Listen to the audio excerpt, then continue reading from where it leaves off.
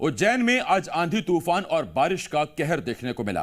देर शाम बारिश और ओलावृष्टि से जनजीवन अस्त व्यस्त हो गया और 3 लोगों की मौत हो गई, जबकि कई लोग घायल हुए हैं। जिन लोगों की मौत हुई है उनमें एक बिजली विभाग का आउटसोर्स कर्मचारी है, जबकि एक टेलर की दुकान पर पेड़ गिरने से दुकानदार की मौत हुई है। आंधी तूफान की वजह से कई जगह पेड़, बिजली के पोल गिर गए और मकानों को भी नुकसान हुआ है।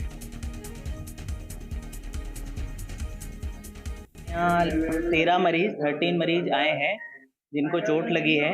कुछ एक्सीडेंट के थे उसमें से केस, कुछ दीवार गिरने से थे, कुछ घर में चद्दर गिरने से थे, कुछ या तो फिसलने के कारण थे। जैसे 13 गंभीर मरीज आए हैं जिनको हमने प्राथमिक उपचार दिया है या भर्ती किया है। 2 लोगों की डेथ भी हुई है इस आंधी तूफान में, जिसमें एक की मृत्यु झाड़ वगैरह गिरने से, दीवार गिरने से हुई है और एक की मृत्यु करंट लगने से भी। राहुल राठौड़, जी मीडिया संवाददाता, इस वक्त इस बड़ी खबर पर हमारे साथ जुड़ रहे हैं। राहुल, कहर बनकर आई आंधी?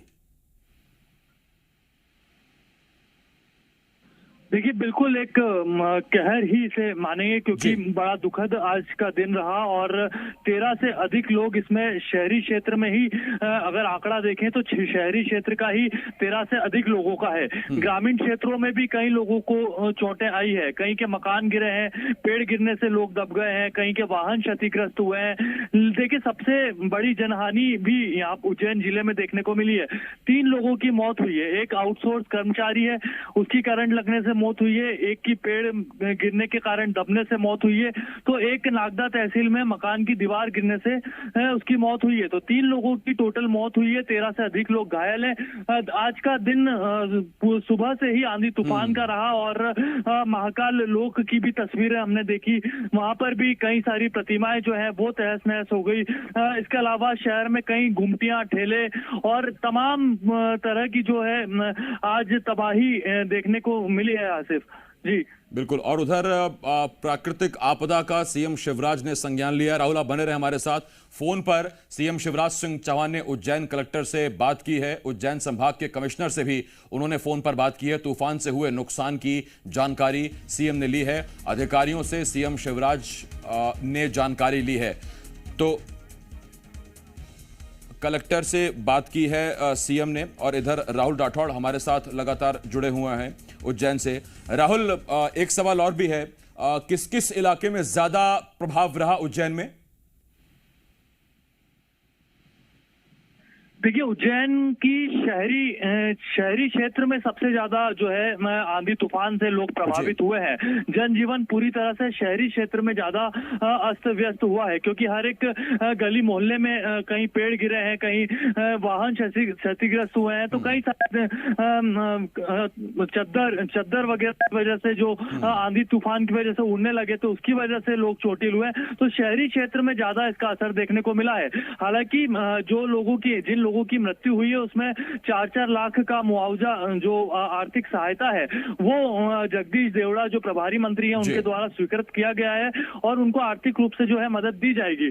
हालांकि जो घायल हैं उनको भी प्राथमिक उपचार के बाद डिस्चार्ज कर दिया गया है। लेकिन एक इसमें जो है गंभीर अवस्था में जो था, चोटिल हुआ था, उसको इंदौर के MY में रेफर किया गया है। तो कई तरह की इसमें जो है तत्परता प्रशासन की ओर से भी दिखाई गई जनहानि के बाद, और नगर निगम का अमला व तमाम विभाग के लोगों ने, बिजली विभाग हो, नगर निगम हो, तमाम लोगों ने जो है आंधी तूफान के बाद एक्शन में हरकत में आए। और बाकी तस्वीरें हम देख रहे हैं कि किस तरह से आंधी ने कहर बरपाया। राहुल, बहुत शुक्रिया इस तमाम जानकारी के लिए। राहुल राठौड़, जी मीडिया संवाददाता, इस वक्त उज्जैन से हमारे साथ जुड़े हुए थे। और ये खबर हम आपको बता रहे हैं, भोपाल से बड़ी खबर है, जहां प्राकृतिक आपदा का सीएम शिवराज ने संज्ञान लिया है।